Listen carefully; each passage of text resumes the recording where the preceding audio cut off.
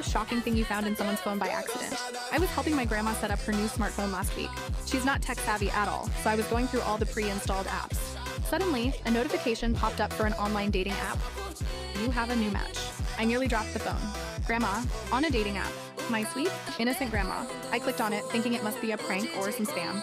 But no, there she was. A profile picture of Grandma Dorothy with a filter that made her look like a Snapchat puppy. Her bio read, seeking a gentleman for tea and adventure.